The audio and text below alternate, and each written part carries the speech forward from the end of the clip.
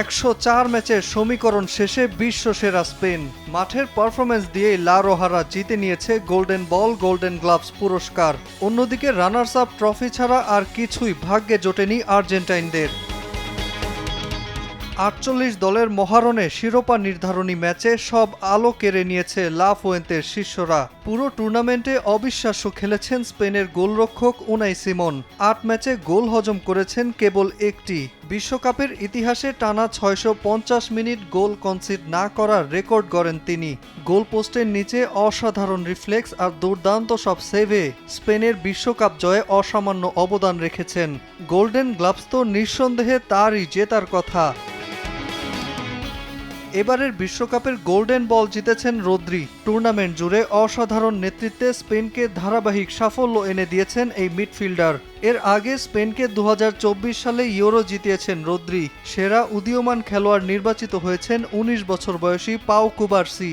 স্পেনের রক্ষণভাগের অন্যতম ভরসা ছিলেন কুবার্সি। নিখুঁত পাসিং এবং ম্যাচে অসাধারণ নিয়ন্ত্রণে বাজিমাত করেছেন এই ডিফেন্ডার। এছাড়া বিশ্বকাপের ফাইনালে জয়সূচক গোল করায় প্লেয়ার অব দ্য ফাইনাল নির্বাচিত হন ফেরান তোরেস।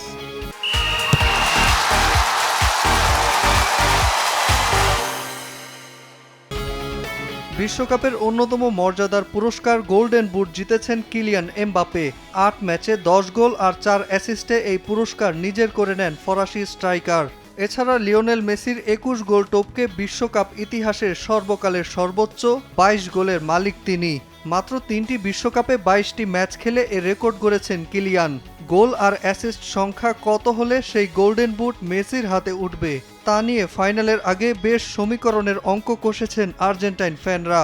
তবে ফাইনালে বড্ড নীরব ছিলেন ফুটবলের এ মহাজাদুকর। মাঠ ছেড়েছেন কোনো গোল বা অ্যাসিস্ট ছাড়াই। লিওনেল মেসি এবারের বিশ্বকাপ শেষ করেন 8টি গোল আর 4 অ্যাসিস্টে। আর্জেন্টিনা নিজেদের চিরাচরিত খেলা ফাইনালে দেখাতে না পারলেও মহা গুরুত্বপূর্ণ ম্যাচে হতাশ করেনি স্পেন। গোলকিপিং, ডিফেন্স, মধ্যমাঠ, আক্রমণ খেলার শুরু থেকে শেষ পর্যন্ত সেরা খেলাটাই খেলেছে স্পেন। বিশ্বকাপের সঙ্গে জিতে নিয়েছে মহামূল্যবান তিনটি পুরস্কার। নাজমুল হাসান পুলক, সময় সংবাদ।